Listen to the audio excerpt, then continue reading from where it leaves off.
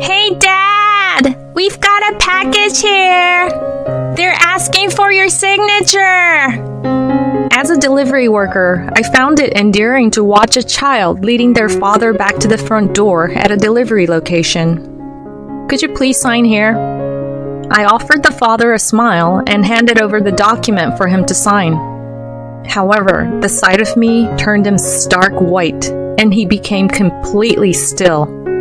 My name is Holly. I'm 30 years old and work as a delivery driver for a shipping company. I was born into a fairly affluent family thanks to my father's prosperous business. But rather than follow in my family's footsteps, I chose to branch out and find work elsewhere. While out on deliveries, I happened to cross paths with Darren, a man a couple of years my senior, working at one of my regular stops. He courted me, and before long, we were wed. Today, we are parents to a beautiful son, and we lead a blissful life together. My parents never pushed me to step into the family business. But before our wedding, my father questioned Darren. "Are you considering taking over our family enterprise?" Darren's response was a firm, "Absolutely." As a result, Darren quit his job before we got married and shifted to my family's company to train and eventually take over. Darren had always been a soft-spoken, serene man, but I noticed a change in him after we married. He started belittling my job and vented out his anger towards my father, his current employer, on me. Believing in the good-hearted man he was before we tied the knot, I hoped he would regain his former self once things at work stabilized. Hence, I decided to give him some breathing room. My father had informed me that Darren was having a hard time improving his performance in his role as the external sales rep. I thought that might be adding to his stress. But instead of improving, his behavior only escalated for the worse. Chores that we should have been dividing between us were slowly piling up on me, with him excusing himself saying he was exhausted from work, and he gradually withdrew from helping raise our child. Feeling partly responsible for asking him to switch to my family's business, I found it hard to confront his worsening attitude. In the end, I found myself frantically juggling housekeeping, childcare, and my work duties. Eventually, my personal grooming as a woman took a back seat. Seeing this, he would mockingly comment on my looks, saying, "Hey, it seems like ever since you became a mom, you've stopped putting as much time into your appearance, like not bothering with your hair and skipping makeup. What's up with that?" He also began comparing me to a female colleague, saying, "At work, there's a woman your age who's raising 2 kids, and she puts on makeup and keeps her appearance neat every day. I wish you could take a leaf out of her book." Isn't that woman you're talking about, Nicole, in the administrative department? She lives with her husband's parents at their home, right? And both of her children are in elementary school. She wasn't working when her kids were little. The clerk, Nicole, that Darren mentioned, had left the company when her kids were born. But guess what? She's back now, thanks to her in-laws stepping in to help with taking care of the kids. But when I told this fact to Darren, he deflected the conversation saying, "My parents live far away, and if we were to live with your parents, I'd have to see my boss all the time, wouldn't I? Living together with your parents is impossible." On his days off, he would frequently leave the house saying, "I'm going to a business seminar." I was the only one managing all the household chores and taking care of our son. It was really exhausting. Between juggling work and childcare during the week, and then trying to tackle the mounting housework on my days off, I was just getting more and more drained, both physically and mentally.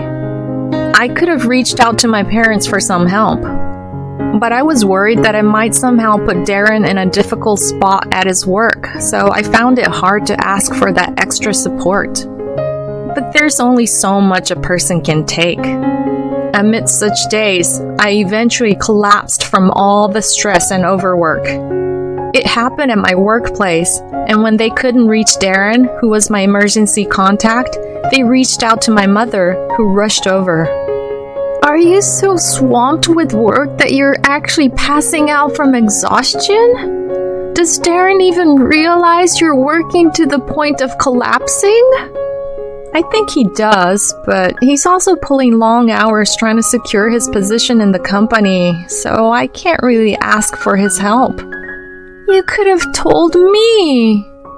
I worried that if Dad found about all of this, it could somehow impact Darren's position at the company. After taking some time to consider my words, my mom finally spoke up.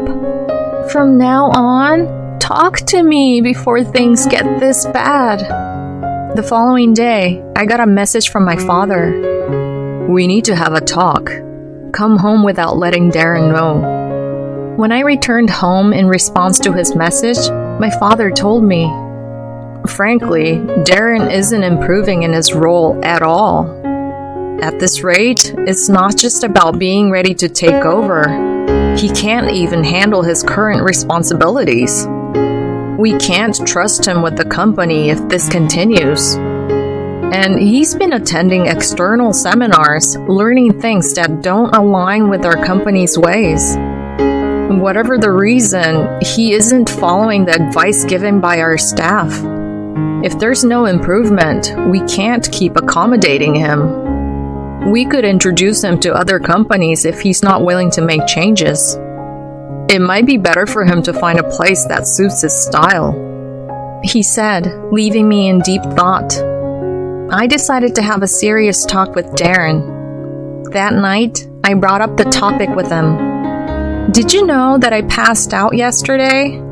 The doctor said it was due to overwork. I can't handle all the housework, childcare, and my job alone anymore. So I need you to help around the house and with raising our child. But I'm already stretched thin trying to secure my position in your parents' company. I'm already at my limit.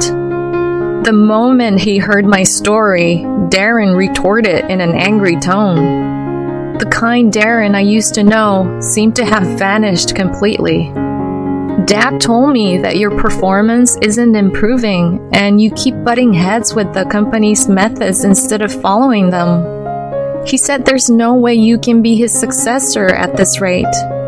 Maybe you should focus more on understanding our company before attending all those business seminars. If you can't do that, he suggested you might be better off leaving the company, and we'll do our best to help you find a job that fits you. So, what's your plan? I was hesitant to mention all this, but given his refusal to listen, I finally brought up the company issue. As soon as I mentioned the company, Darren seemed lost for words. Then he glared at me. Are you trying to control me by bringing up my work? Is this some kind of threat? That's not what I meant.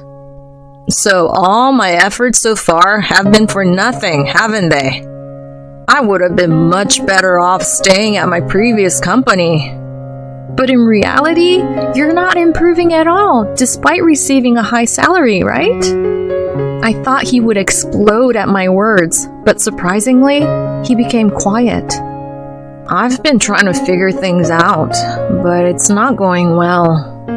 Starting tomorrow, I'll change my approach, pay more attention to your dad's advice, and strive to improve. I'm sorry. Even though his sudden change in attitude felt strange, all I could reply was, whether that's true or not is for my father to decide.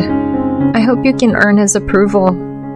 After that, Darren started to chip in a bit with the housework, and I began to leave our son with my mother, which greatly eased my burden. But one day, when I visited my parents' house to leave my son, I happened to run into Ellen, who works at my father's company. It seems she had come to pick up some documents my father had forgotten. I encountered her just a few feet away from my parents' house. Seeing me, she made a slightly awkward expression. We made a small talk for a while, but then she said, I'm sorry, but I thought you should know. This might not be my place, but there's something I need to tell you.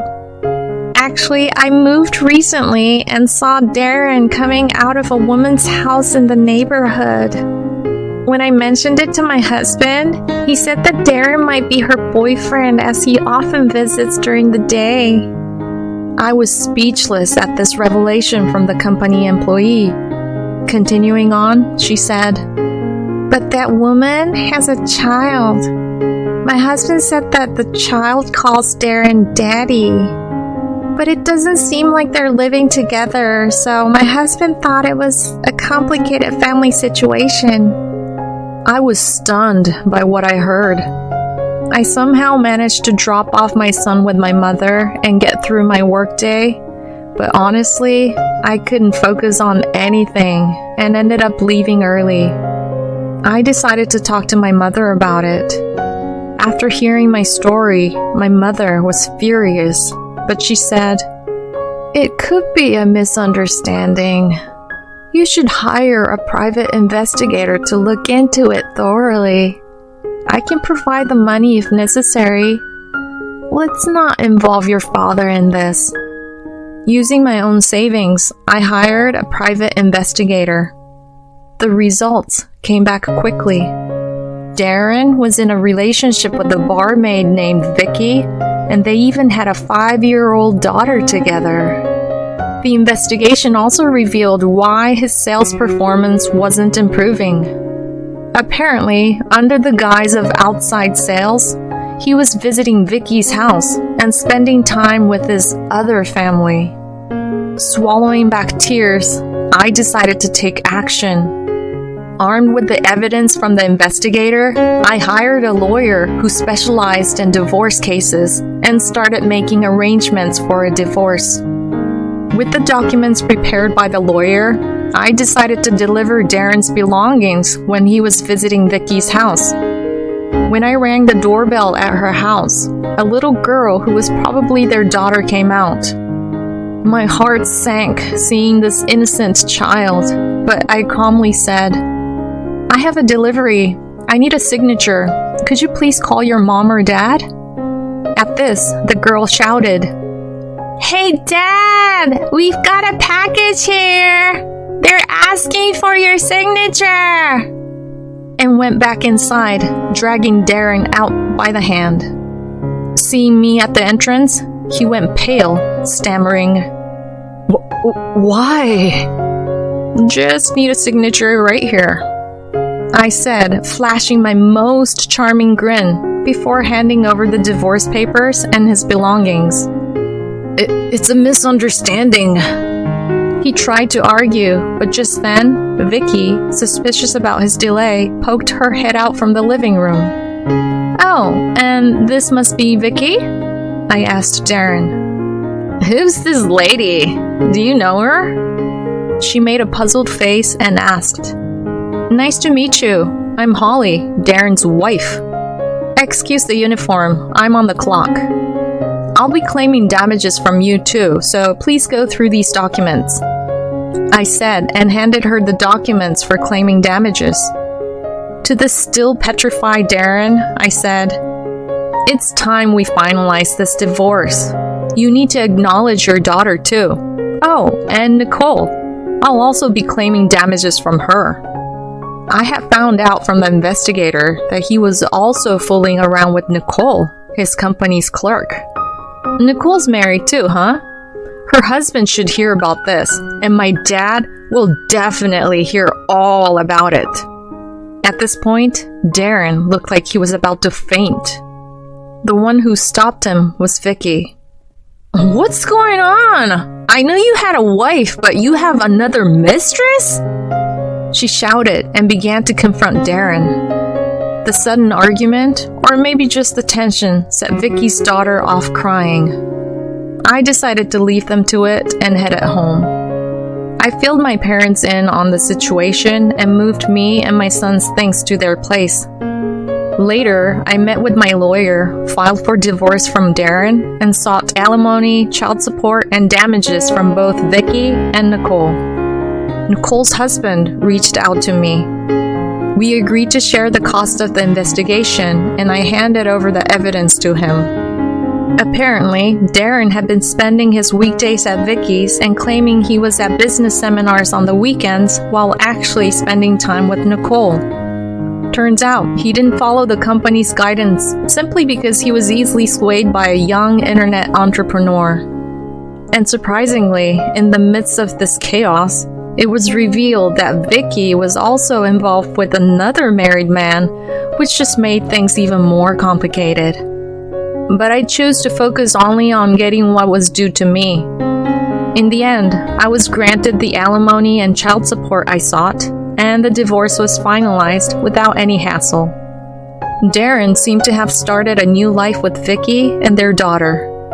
My dad was ready to sack Darren, but I convinced him otherwise. Eventually, due to their misconduct at work, Darren and Nicole received pay cuts and demotions.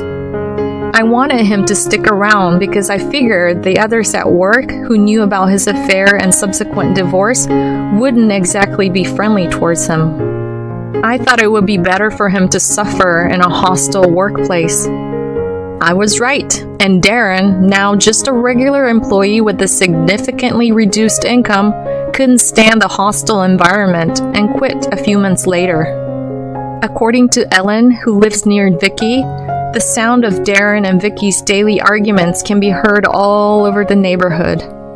Although Darren and Vicky were living together, it was clear that their relationship was extremely sour. Then I got a message from Darren pleading for a reconciliation. "I've realized how important you are to me, Holly. Ever since then, Vicky has been blaming me for being broke, and she's raising that I should pay the damages claimed by the other man's wife. You are all I have, Holly. Help me. Let's start over." What are you talking about? To begin with, if Vicky's daughter is 5 years old, that means she was born 2 years into our marriage. There's no way I can forgive a man who's been lying to me for over 5 years. We're never getting back together again, I said bluntly and hung up the phone. I blocked his number after that. In the end, Darren and Vicky's arguments only intensified, leading to a noise complaint from the neighbors and their daughter being taken in by Vicky's parents.